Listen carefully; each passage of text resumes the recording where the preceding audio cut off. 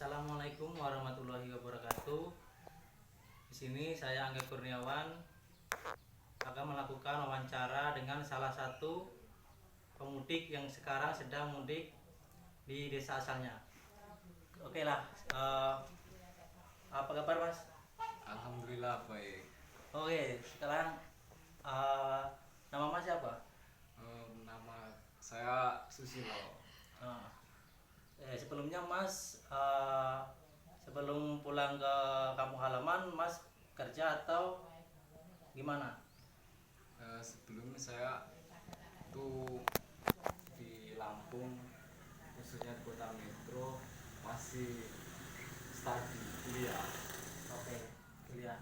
Jadi Mas pulang ke sini kira itu tanggal berapa? Atau sebelum wabah ini merebak atau sesudah? Saya pulang dari Metro ke Blitar ini itu waktu gencar-gencarnya wabah virus corona. Jadi sekitar tanggal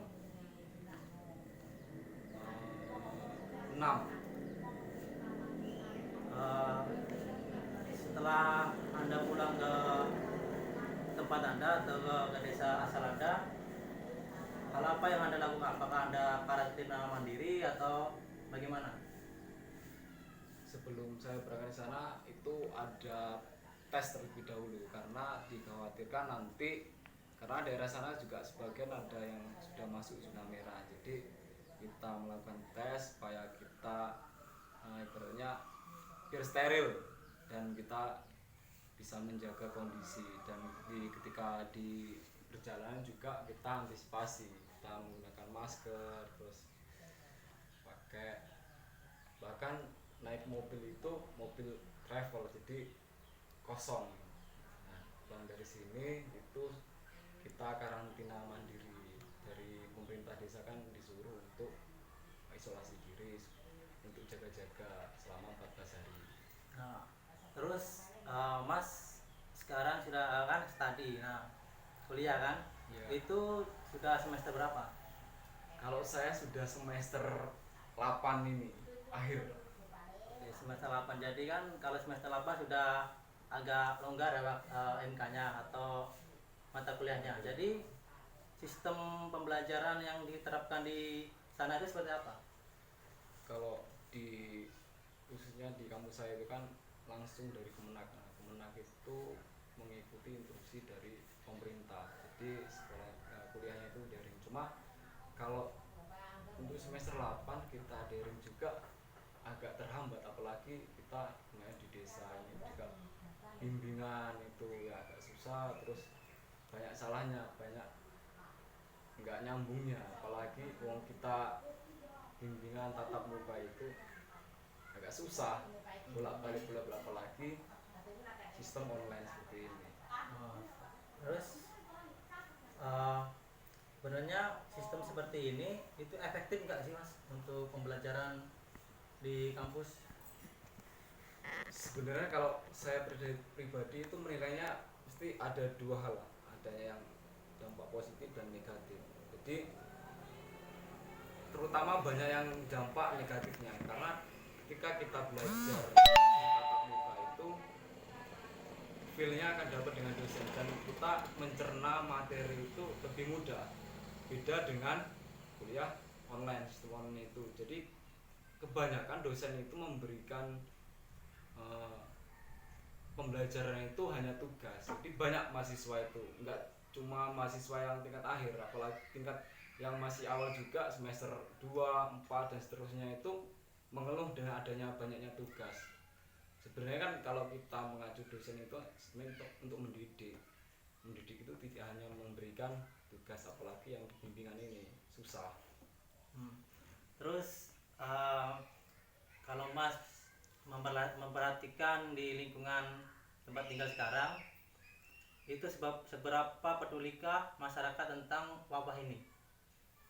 Kalau di khususnya desa saya ini kan banyak sih masyarakat yang masih awam mengenai wabah virus ini.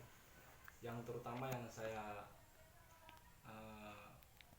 lebih analisis itu ke anak-anak sekolah SD itu banyak hambatan yang seharusnya masa kecilnya itu untuk pendidikan yang seharusnya hari ini selesai terus mengulang lagi, walaupun itu ada sistemnya kuliah online, tapi online juga tidak terlalu maksimal karena terutama di jaringan internet kan di desa juga susah, terutama pendidikan itu banyak yang ya anak-anak cuma dikasih soal untuk mengerjakan, itu sama aja seperti ya hanya tugas gitu, tapi sebenarnya untuk nilai jiwa pendidiknya itu kurang. Terus di sini masyarakatnya yang masih awam, terus banyak yang nggak tahu mengenai virus ini, jadi ketika ada apa-apa gubek bingung, itu kirain virus badan itu sebenarnya tidak gitu. Oke. Terus dampak ke masyarakat di tempat saudara itu signifikan nggak? Misalkan sektor pendapatan, sektor pekerjaan dan sebagainya. Kalau di desa itu kan kalau sebenarnya di pemerintah itu kan kita harus jaga jarak, terus kita bekerja dari rumah, work from home. Cuma kalau di desa ini kan apalagi di sini masyarakat mayoritas petani dan tidak bisa kita harus bekerja work from home seperti masyarakat di kota. Jadi ya pendapatan pastinya akan menurun karena terutama dari segi bahan pokok itu ada yang naik, itu yang sangat diganggukan. Nah terus kita ketika tidak bekerja ya kita tidak bisa makan, apalagi masyarakat desa, jadi tetap bekerja di sawah, di kebun. Oke, terus harapan Mas untuk pemerintah, bagaimana cara pemerintah menanggulangi wabah ini dan apa harapan Mas ke depan tentang wabah ini? Jadi harapan saya terutama untuk pemerintah itu lebih pemerataan rapid test juga, terus yang disahurkan oleh presiden yang dari pemerintahan itu ada bantuan segala macam, itu kan hanya sampai di kelas tataran mungkin di pulau-pulau tertentu, pulau-pulau khususnya di Sumatera ini belum banyak yang tersentuh, terkhusus di desa-desa. Bahkan untuk penyemprotan cairan disinfektan itu belum maksimal gitu. Ya karena kita di kurangnya informasi yang ada di desa ke pemerintahan. Oke, jadi intinya harapan Mas ini supaya ada pemerataan antara yang di desa dan di kota tentang penanggulangan wabah ini ya. Iya. Dan juga sosialisasi mungkin ya dari pemerintah pusat ke daerah ke perangkat desa. Nah, dari perangkat desa itu bisa menyalurkan informasi ke tiap warganya tentang bahaya, dampak serta cara pemerintah untuk menanggulangi wabah ini kan ya. Oke. Mungkin itu saja Mas, terima kasih atas waktunya. Sama-sama. Oke, itu saja wawancara saya dengan Mas Susilo, salah satu mahasiswa yang ada di perguruan tinggi di Lampung yang sekarang sedang mudik di kampung halamannya.